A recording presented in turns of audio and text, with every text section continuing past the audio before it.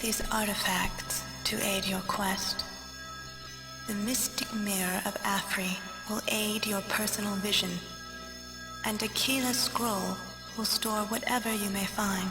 Hey, I'm David's Package, and welcome to Stonekeep, one of my favorite games of old, which is why I'm going to be playing all the way through it. The controls for Stonekeep are really simple. The left mouse button controls your left hand, and the right mouse button controls your right hand. When you pick up an item with the left mouse button, it pauses the game and opens your inventory screen, and when you pick it up with the right mouse button, it's instantly moved into your inventory. I'm finding some rocks and skulls here, which you can simply throw at enemies to cause damage. And in this other pile I find a healing root, which you can use on yourself for healing a couple of points of damage. Beware Kulkum's minions. Arm yourself quickly. Find the stairs leading down. You can already hear the sound of the first enemy traipsing around this little area, and I'll be meeting him in a couple of seconds. First, there's more dirt to punch my way through, and in this one I find a dagger, which you can either put in your hand to use as a melee weapon, but it also functions quite well as a thrown weapon. In fact, in Stonekeep it's generally best to use weapons from a distance if you want to stay alive. Rummaging through these piles has another effect. Each hit basically counts the same as it would a hit on a monster, so it gives you a little bit of experience. Guard room.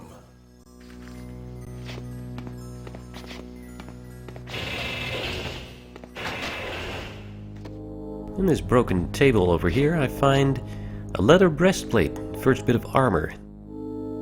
Now I'm not so naked, that's nice.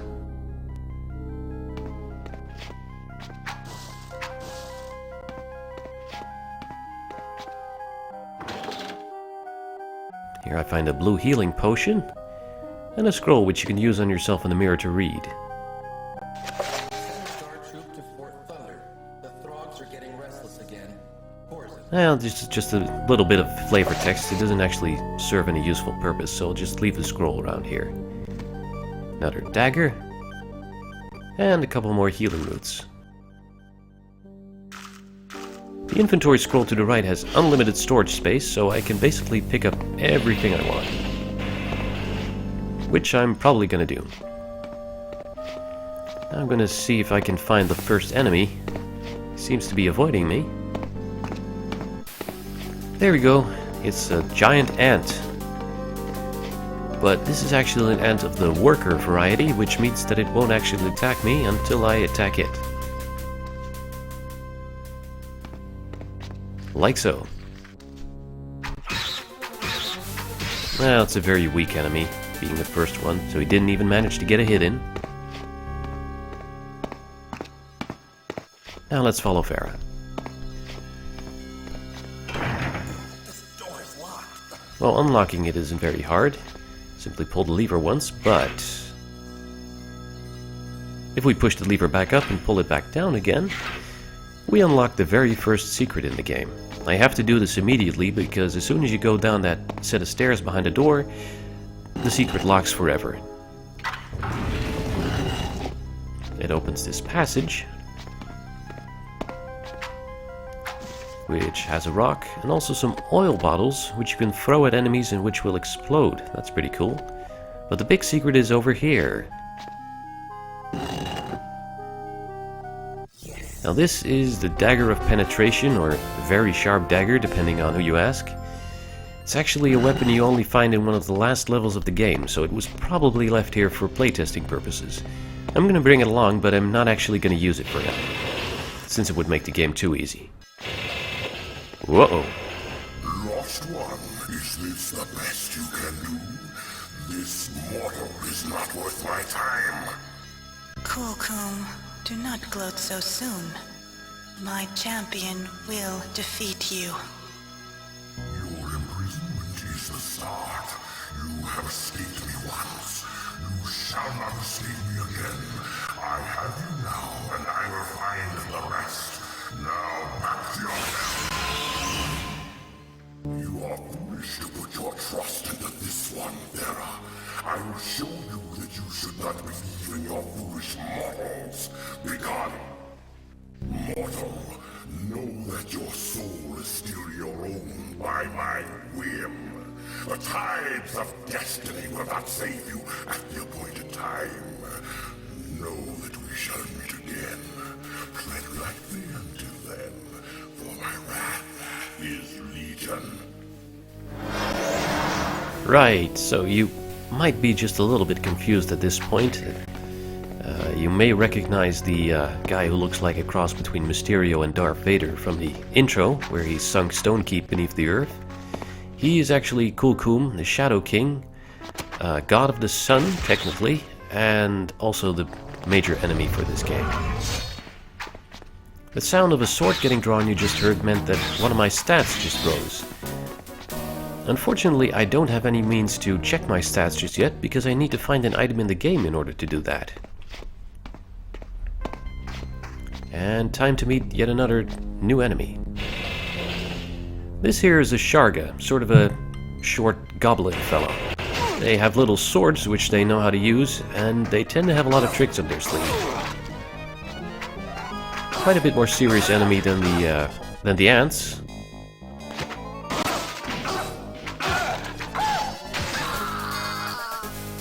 They do have one major weakness, which all enemies actually do. They can't pass through doors.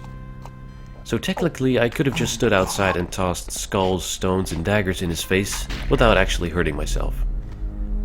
He has a gold key in his pocket, as well as a gold coin.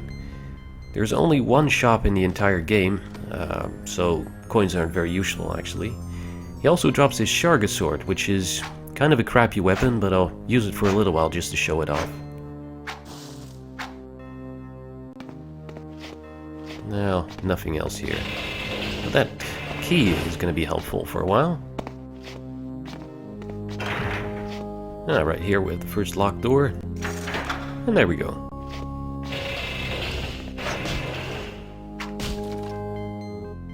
And this barrel drops a wooden shield. Now, normally I don't really use shields. Depending on how high your shield skill is, they will randomly block attacks.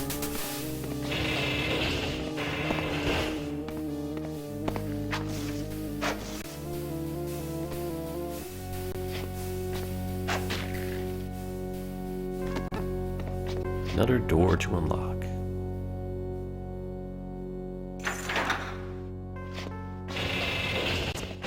And there's something interesting in the wall to the left here. It's a pipe. And once you break the barrel that's in front of it, it starts spawning ants. Another stat raised. In this case, the pipe only spawns 2 ants. Later on, I'll be finding pipes that actually spawn a great deal of ants, or other creatures, and some which will actually spawn them infinitely. No lock next to this door, but it can actually be entered from this side.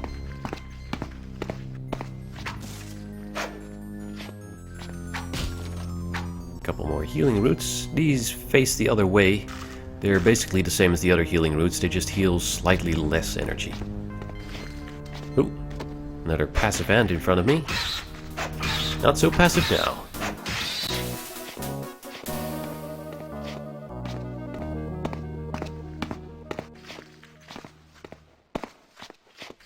Another door that I can actually enter from this side.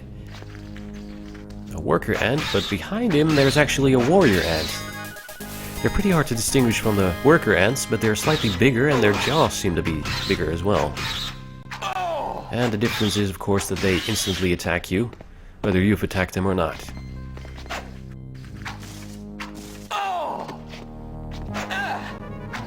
This one attacked me from the side. When you get attacked from the side or in the back, the creatures actually get a bonus to the damage that they do. So you don't want that happening.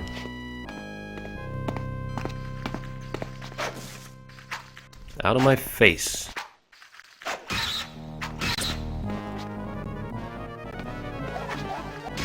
Well, like I said, thrown weapons, they're better.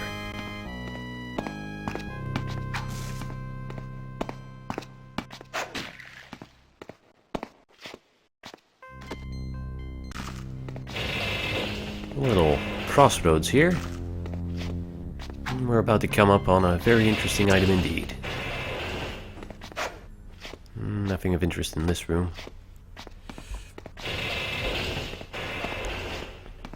That one's locked. Aha! This my home! Monster, you leave! I'm gonna quickly rush past this little guy. You'll see why in a moment. For now, let's make sure he's dead. Ooh, he got me pretty good. The reason why I didn't want him, the reason why I wanted to block his access to this wall is because there's something hidden behind it. It's a very good healing root, which heals quite a bit more damage than the regular healing roots. If I just started attacking the Sharga right in the middle of the room, he would have rushed over to this wall and actually used the healing root. Let's pick up this book. This here's the journal. It serves as, well, it serves quite a lot of purposes. It's your stats screen, showing your skills in weapons, strength, agility, and health. It shows if you're perhaps struck by a sickness like poison or a spell. It shows accurate stats on what your weapons are like. You can write notes in it yourself. It keeps clues about the story. It keeps short descriptions of all your items, and it keeps your maps. Yeah, that's actually quite useful. Okay, time to show how easily Stonekeep's combat system can be exploited. I'll just make a little sprint here. Okay, creatures in Stonekeep are kind of limited to a set path that they can follow. And that's very unfortunate for this trio of Shargas, because they can actually step onto the tile that I'm on. Sorry guys, not my fault, it's the programmers. Doesn't actually mean that this area I'm standing in is completely safe, though. This other Sharga actually can step onto that tile.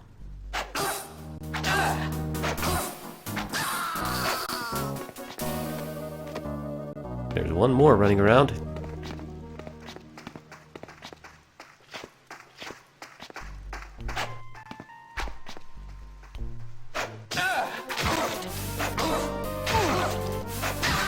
Victorious.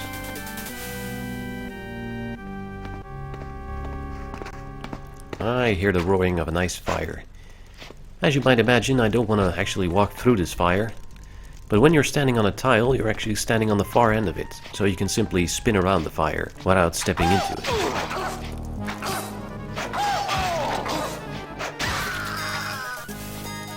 It's too bad this little guy died so quick, because as you can see, he dropped quite a lot of stones and skulls. That's because some Shargas actually come equipped with stones and skulls to throw at you.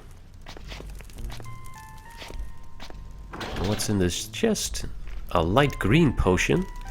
This gives you a temporary boost to your agility stat, and a dark green potion, which gives you a temporary boost to your strength stat. See, now I got an extra point of strength, and it's listed in my enchantments. There's something interesting in this fire, but if I pick it out, I take a little bit of damage. So to avoid that, I'll put out the fire with this potion, which consumes it unfortunately, but lets me pick up this extra dagger.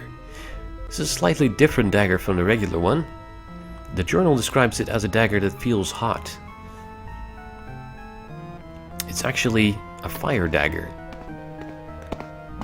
When thrown, it acts exactly the same as a usual dagger, but when you put it in your hand, it shoots fireballs. Let's see how fireproof some of these Shargas are.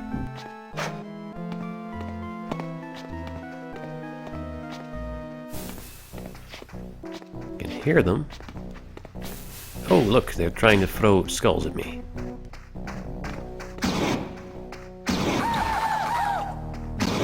Not actually very fireproof, are you? The fire dagger will shoot a slightly random amount of times before it is simply consumed and disappears. Oh, there's the other guy. He's heading off. Oh! Looks like that's the end of my fire dagger.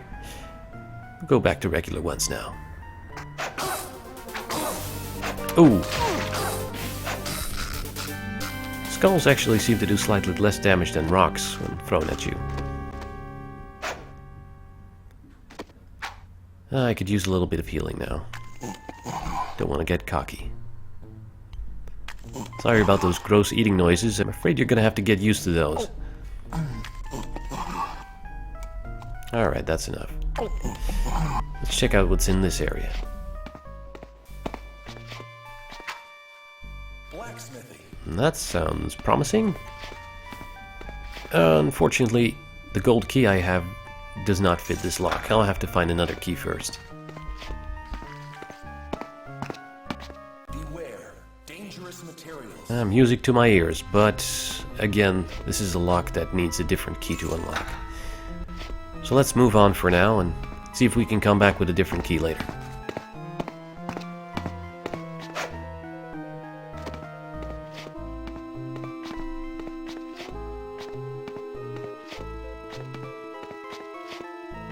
Ale room. Oh, sweet! These used to be ale barrels. Let's see what's in them. Nothing. Oh, I see something in the corner over there.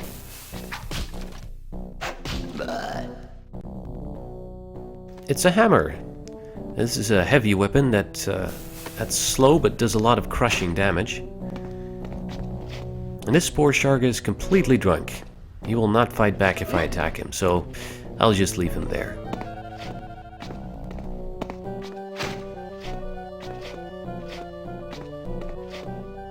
Great Hall. Weapon damage in Stonekeep is divided into 3 categories: cutting, crushing, and piercing. Hammers, for instance, do crushing damage, daggers do piercing damage, and some weapons, like for instance axes, will do both cutting and crushing damage. Armor types are also divided into these categories, which means that certain creatures will be more vulnerable to crushing damage, and others will be more vulnerable to piercing damage.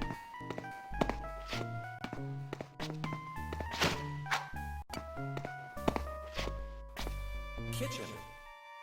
Well, let's see if we can find any food.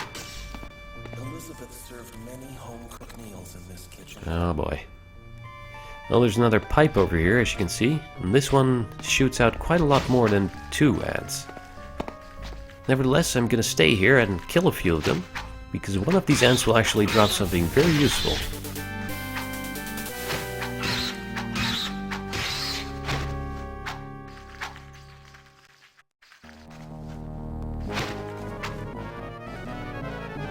I love the music in Stonekeep.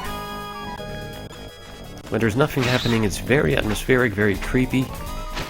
And when the battle music starts, it really gets kind of tense.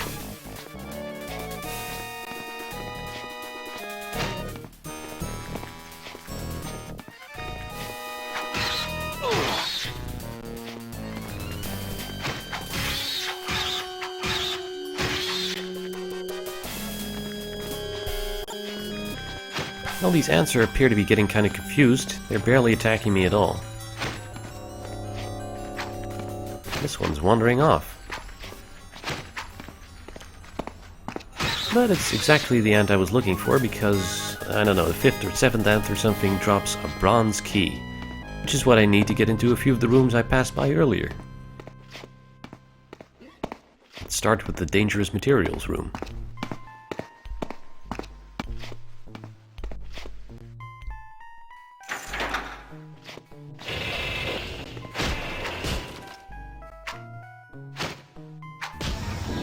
Ooh, one of my stats rose. Agility. I gained another point of agility, and combined with the strength stat, it also raised me a point in health. Now I have more vitality points than before. The dangerous materials are a couple of oil bottles, and if I hadn't opened that secret room in the very first area, this would be the first time I'd actually be seeing these oil bottles.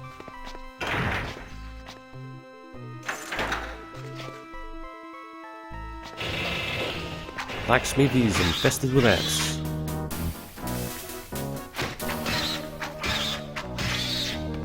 This was the armory. I should scavenge what I can. Oh, and I will. There's lots of arrows in this place, and arrows are actually extremely useful as thrown weapons. They do a huge amount of piercing damage and will actually instantly kill most enemies. I also find a quarterstaff. This weapon requires 2 hands. It's the first two-handed weapon that I find. Two-handed weapons tend to do a bit more damage than one-handed weapons, with obviously the offside being that you have to have both hands free. That sound you just heard indicated that the strength potion I drank earlier wore off. The second advantage of two-handed weapons is that they tend to have a lot of reach and will actually damage enemies from almost a square away. Oh, I also find a helmet. That's nice. Oh, this is a big one.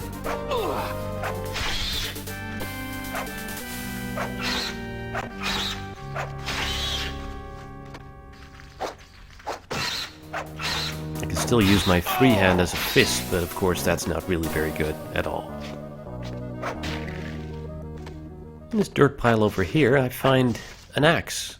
The journal describes this as an axe weighted for throwing, and as you can see, it's more of a tomahawk, so you can actually use it in your hand. Pulling the handle lights the smith's forge, so you can't actually do anything with it.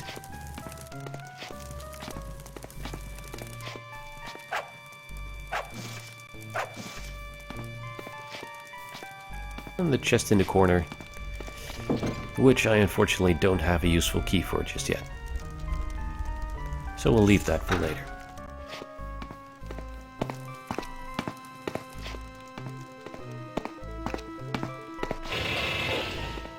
Alright, well that was quite a useful excursion. Let's move on here.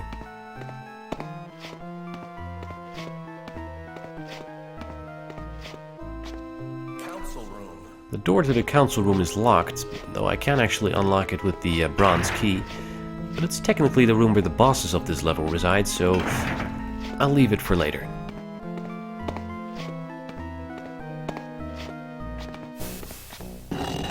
Healing root here, and a lever here.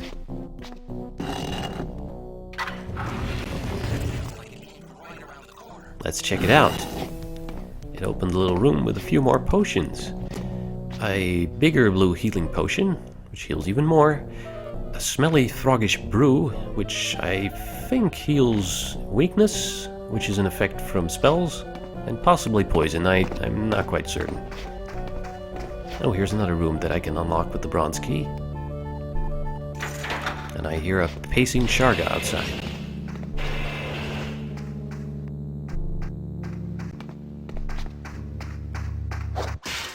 Oh! He starts throwing crap in my face right away. How rude. Guard room. Oh, it's another guard room. Well, he drops all sorts of generic crap.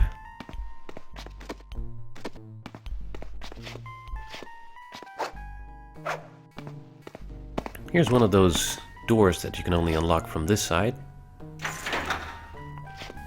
But it leads back into an area I've already visited, as you can see on the map. And this door over here also requires a key that I don't have yet. Let's explore the rest of the place.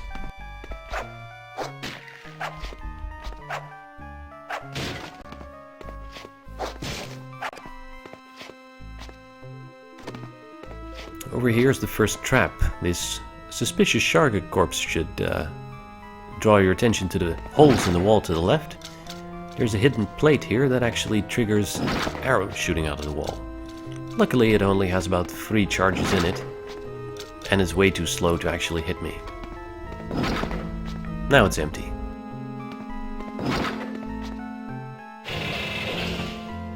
And this Sharga is rather suspiciously not noticing me. Let's punish his negligence with an axe to the neck. Yeah, he was supposed to lure me over so I'd get ambushed by the two to the side.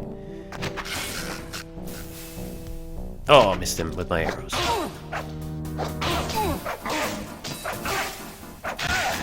The reason arrows do such an absurd amount of damage is because they basically do the same damage whether you're shooting them from a bow or just throwing them. It's a bit of a programming oversight in the game. The button to the side here disables the arrow trap, though of course I already emptied it of arrows, so it no longer matters. Another potion hidden in the wall. Alright, let's read some of these scrolls here. It's just more flavor text, but still. Sultan 28 Rakshir. Sub-Bendis Corzin recording the log. Bendis Raphael has left on important business to the Dwarven realms. Until he returns in a Tennite, Tardis 8 Rakshir. I am in charge of the guards of the keep.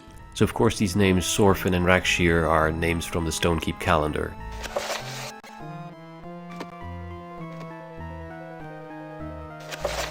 4 Rakshir. I am having difficulty dealing with some of the men. They have heard the rumors of the coming of darkness, and they persist in believing that the rumors are real. I must post more guards to prevent deserters. Apparently these are reports from just before Kulkum attacked Stonekeep. Tardis 5 Rakshir. Word has just come to me that the tunnels in the Dwarven realm have been overrun with, of all things, monsters. I promptly had the messenger, Genk Taurus, discipline. Yeah, it appears that there were already quite a few bad things happening before Stonekeep actually got sunk beneath the earth.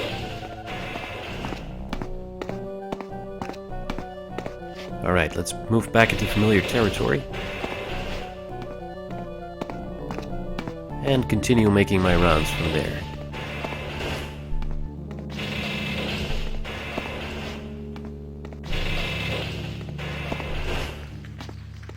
Hello, Mr. Ant. Have a stick to the face. Sometimes the battle music just barely gets going and it just plays this little riff of the victory music.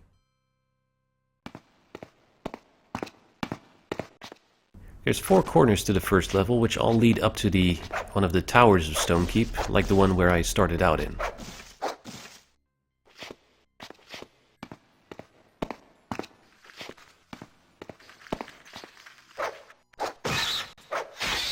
This door is one of the stairs leading up. Let's see if I have the right key to open it.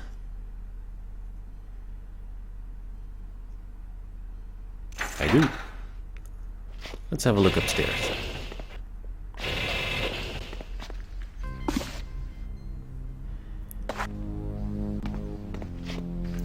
Oh, ants from both sides. Damn it.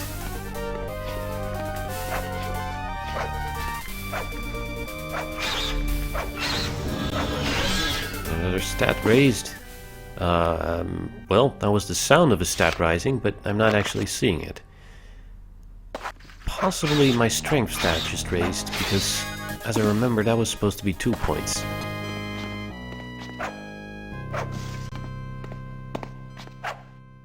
Normally, when a stat rises, the first time you open your journal after that, there will be a red point instead of a black one.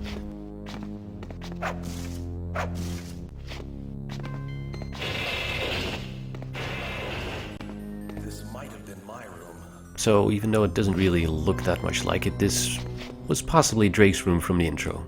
And there's an ant pipe in it, which starts spewing ants once you break this barrel. It also drops another bronze key, but we already had that one, so let's get out of here quick.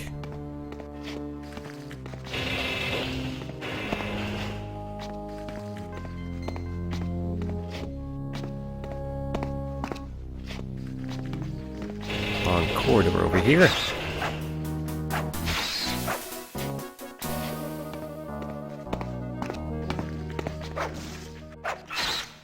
It's kind of hard to tell, but the walls occasionally have these little windows in them, which are completely barred up with dirt and rocks.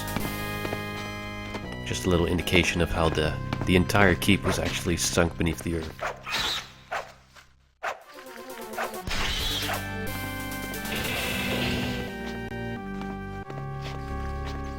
And this long corridor actually connects to the towers of Stonekeep together.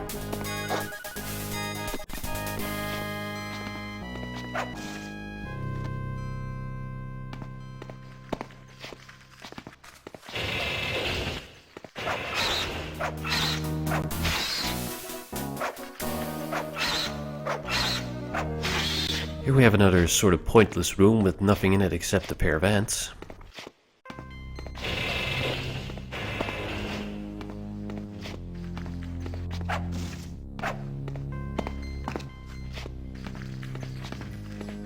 Step into my parlor, said the man to the ant. Ooh, that one got me fairly good, actually.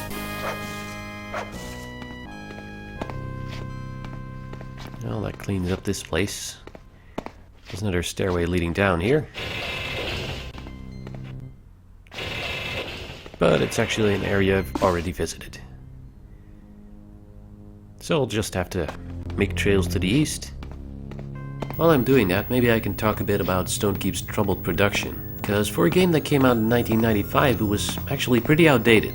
That's because it went 100 times over budget, and an intended 9-month development cycle actually ended up lasting 5 years. Most of the problems appear to have just been bad decision making. Even the intro movie somehow ended up costing $500,000. So a game that cost too much and took too long to produce, coming out at a time where there were technically far superior games around, didn't really stand much of a chance.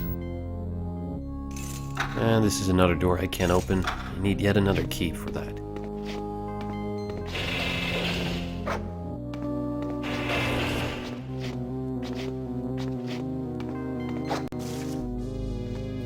There's a broken sword in this pile. This is an absolutely useless item. The only reason I really pick it up is to remind myself that I've already been in this area. And because I'm just a pack rat who can't help but pick up everything they come across. A pair of shargas in this corridor here. Which is another chance to show off an interesting behavior that some shargas have been scripted with.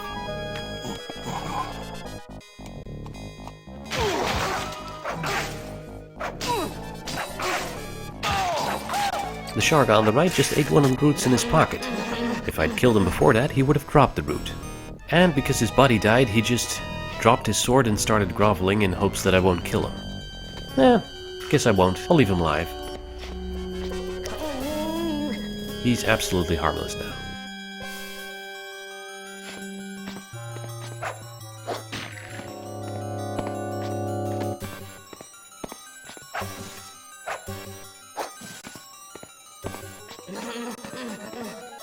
And I have to apologize, I start kind of obsessively examining the walls here because I'm absolutely positive that one of them has a wall panel in it, which hides a healing root.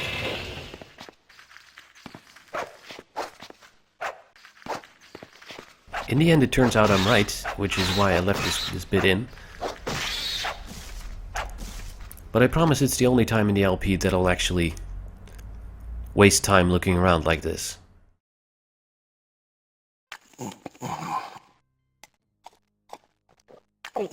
So here I continue on in my merry way, but it's just nagging in the back of my mind that there has to be a panel here, and I always forget the exact location of this one.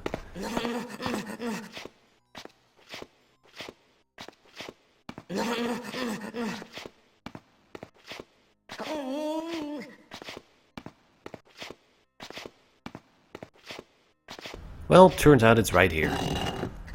There, you happy? Have a root problem, Drake.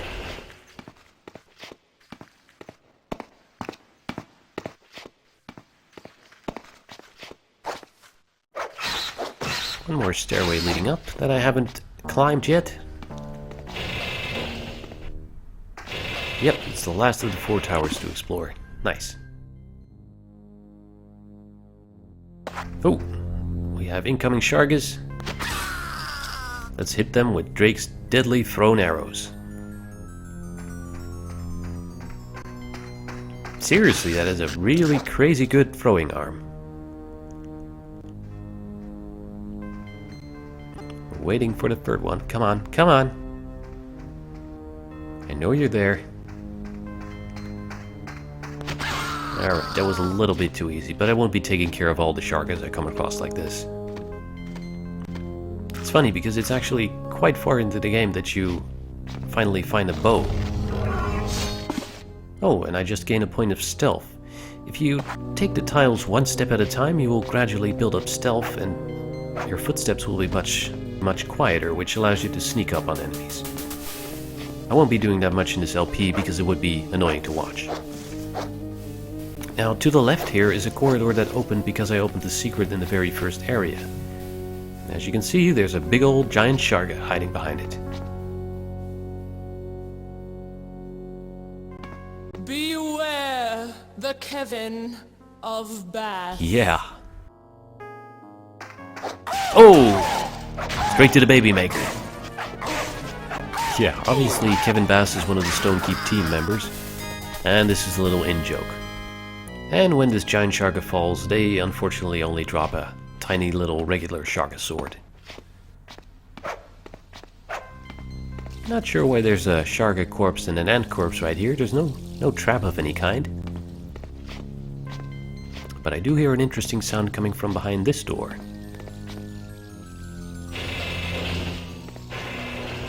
It's a health fountain. This allows you to take unlimited drinks to heal yourself back up to maximum. It's a good place to mark on your map,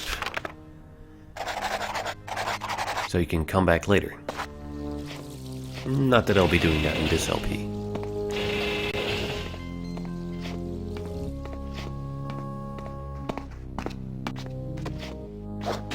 One more room to explore here. To the lone sharga guarding a chest. And I gain a point for pole arm, which is basically all staff weapons. Not that there's many of them in the game. Another locked chest. Luckily this time I do have the key for it. Nothing in it except for a pair of oil bottles.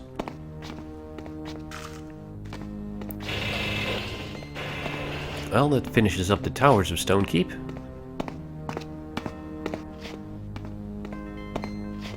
Back downstairs.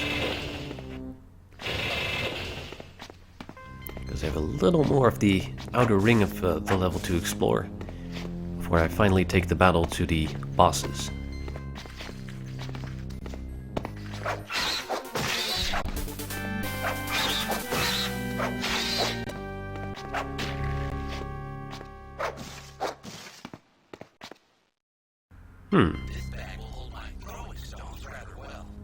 Yeah, the way this works is you can actually place all the rocks you've found into this bag, then put the bag in your hand, and if you then, for instance, click the right mouse button, you will continuously throw stones without having to take them out of your inventory one at a time.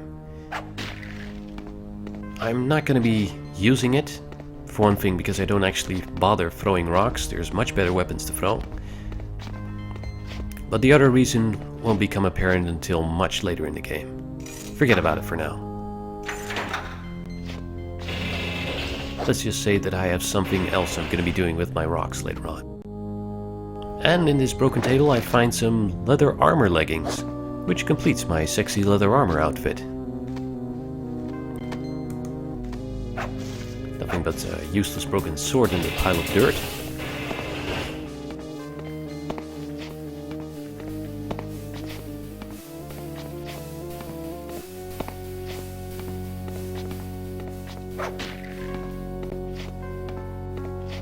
Another door that I can only unlock from the other side.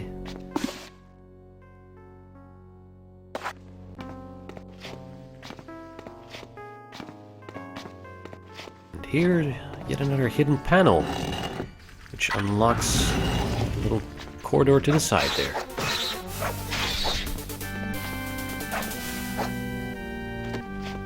A chest which contains a broadsword, which is actually a very good weapon to get at this level. The only problem is that the shargas are actually quite resistant to cutting damage, which is what the sword does. And which I don't find out until I've actually attacked a few of them with it.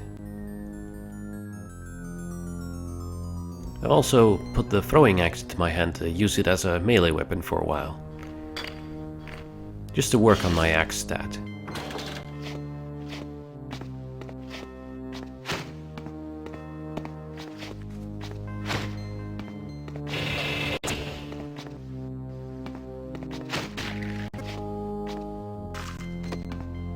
Well, guess what happens when you disturb this dirt pile?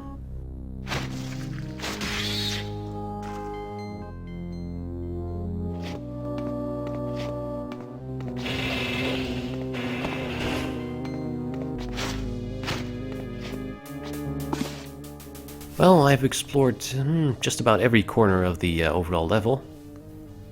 It's time to hit the center again and take care of the bosses.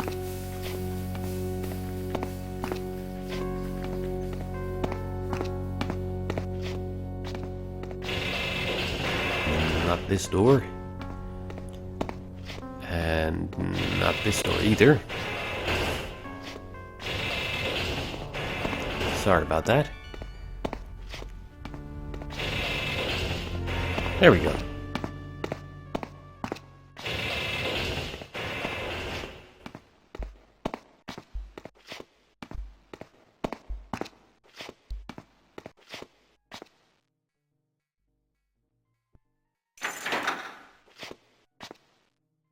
Yeah, the bosses for this level are a pair of Shargas, but they are a pair of exceptionally strong Shargas.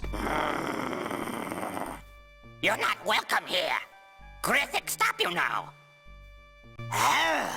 Gothic not want to stop monster. Gothic think Shax stop monster. Gothic and Shax get the monster. I don't think that we're going to be friends. Gurfik and Shax do quite a bit more damage than regular Shargas, and they can also sustain quite a bit more damage than regular Shargas. Which is why I'm taking the coward's approach and throwing oil bottles at them from a distance.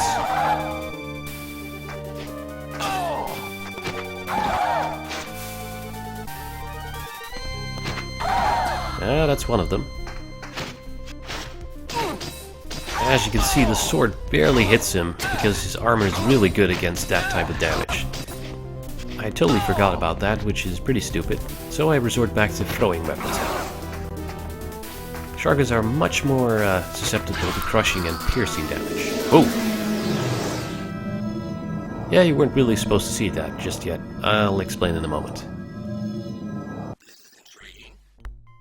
It looks similar to the orb that Cool used to trap Thera. I wonder if another of the lost gods is trapped in here.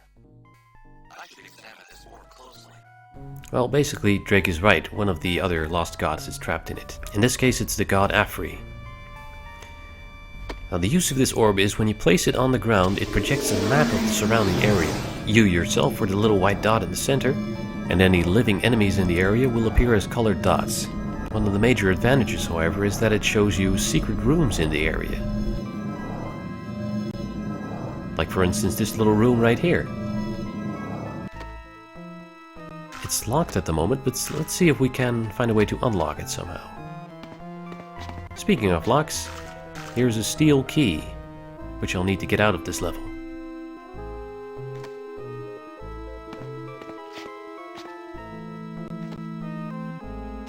Council members, the enchantment on the Silver Dragon statuette has been finished as per your instructions.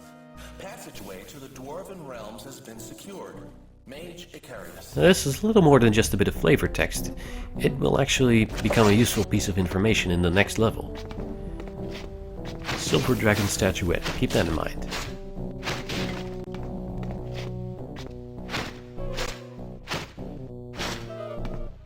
In the wall here, a hidden panel with a lever, which unlocks that little secret room I just saw.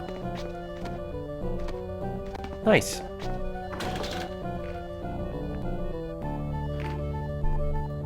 A few more healing potions, some strength and agility potions, and that's it. Well, I'm almost done on this level right now. There's just one more thing you might remember. The locked chest in the armory. The gold and bronze keys didn't work on it, so must be the steel key.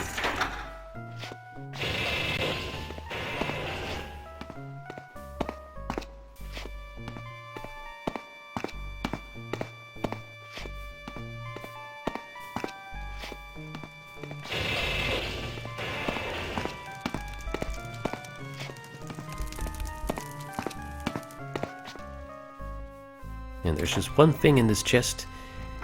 It's a steel shield. It's better than the wooden shield, but I won't be using it much myself.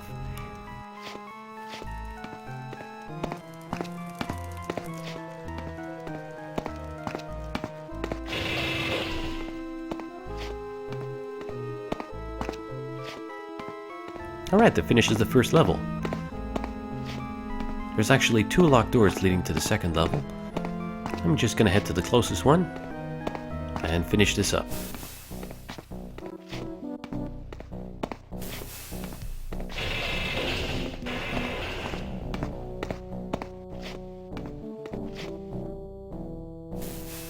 Alright, that's the first level of Stonekeep. I'll see you in the next one.